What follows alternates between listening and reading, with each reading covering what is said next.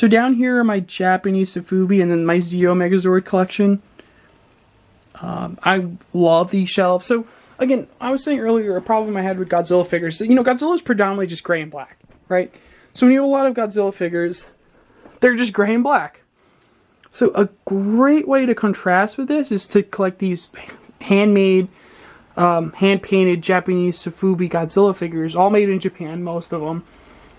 And the reason for that is because, I mean, just look, you can just see it, right? They're just colored different. Like, this is like a Cookie Monster color. I believe that's a Giga Brain. 1962 Godzilla vs. King Kong. It's Marmot. This is Gido Goji, so what's that, in 1992. I mean, these are all pretty modern figures.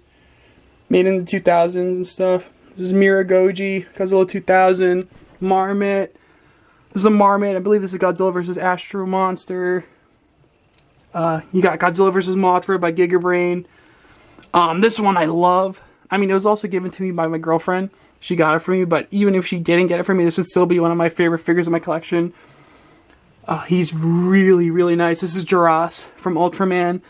A really funny story about that. You should definitely look into how this Godzilla-looking character came into Ultraman. Very, very interesting.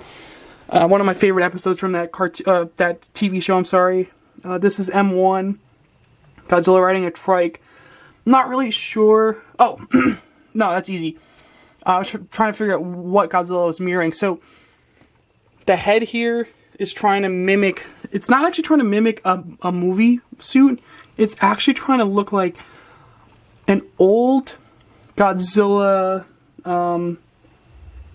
Bull's Mark toy that appeared in Godzilla vs. Megalon, I believe. That's actually considered a grail for me. That's about probably a $700 figure, maybe $800.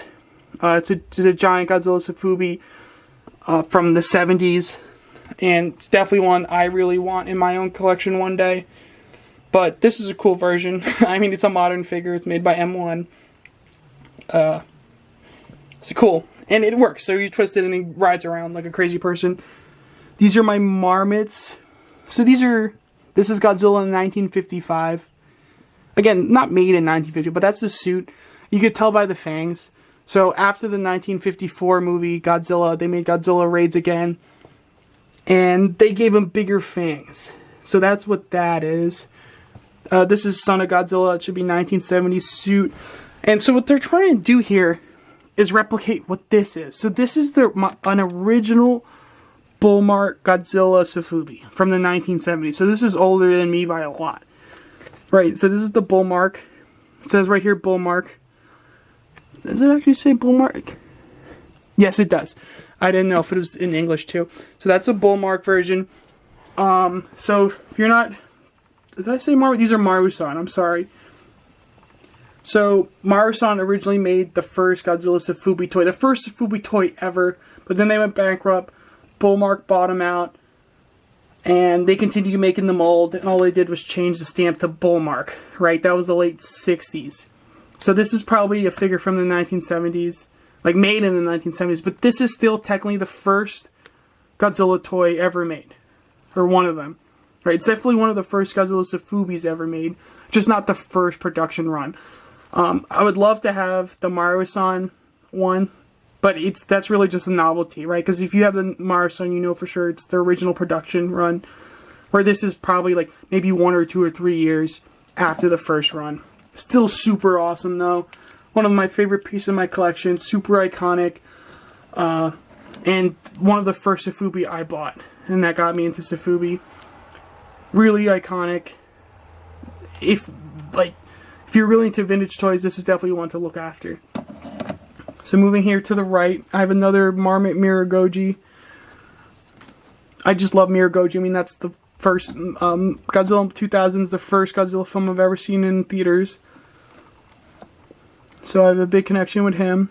In the back here, this is a Bear model 1954 Godzilla. And that's that kind of scene where he's biting the train. This is the 2001. This is a Marmot 2001 Godzilla. All out attack. Sorry, GMK. Godzilla Mothra King Ghidorah. Monsters all out attack.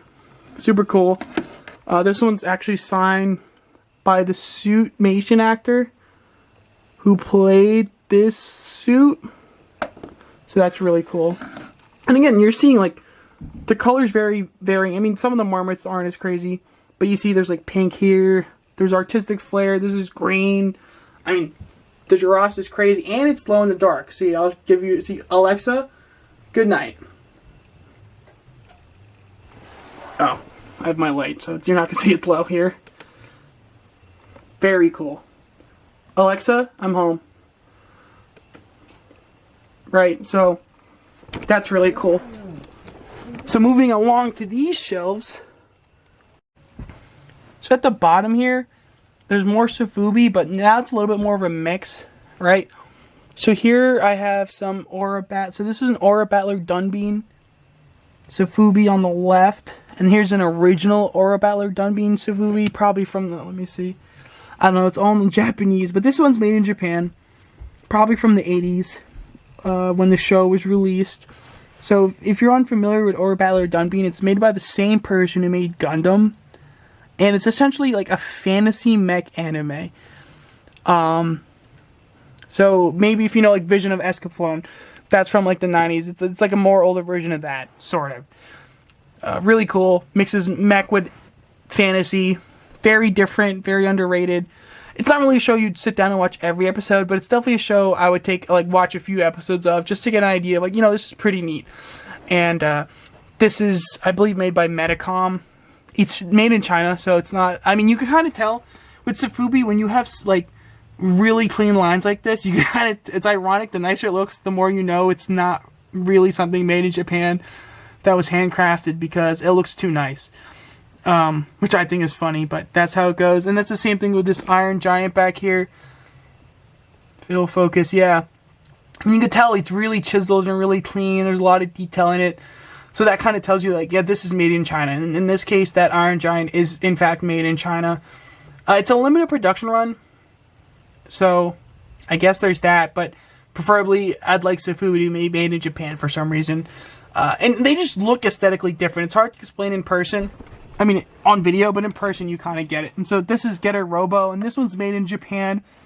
And again, it's just hard to... Oh, it's really dusty here. Like...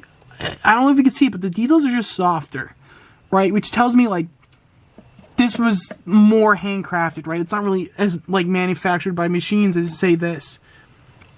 Right? Like, it's a very soft-looking figure. Like, it doesn't look perfect, and for some reason I like that more. But, he's cool. Get a Robo. It's the black and gold variant. They were cheaper, and, you know, I don't mind when the colors are different on Safubi, because I kind of like the stylized look. So I went with the black and gold because it was really half the price, and I was able to get a Robo 2 as well. So over here, minus Gamera here. So this is a Bandai Gamera made in Japan from the 90s. So this is a Showa era version of Gamera. Personally, that's my favorite version of Gamera. I love this Safubi. I think this is great. Again, this one's actually made in Japan, not made in China. We'll focus. Either way, it says Japan. I know it does. So, that's him.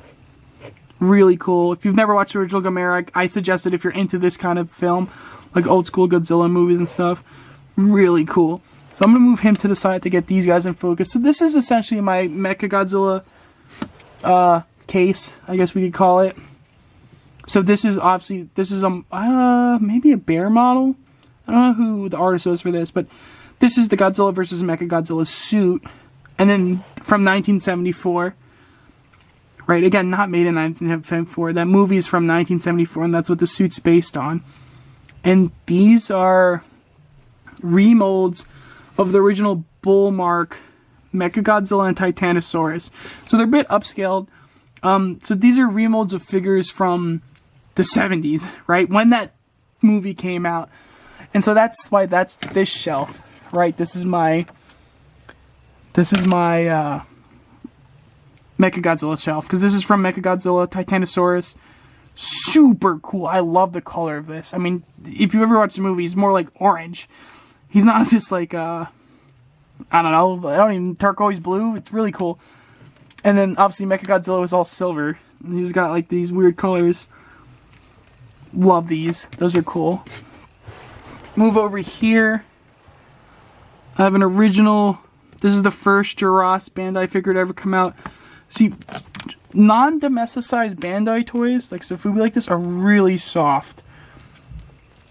And so this one's actually made in Japan. It's a Bandai Giraffe.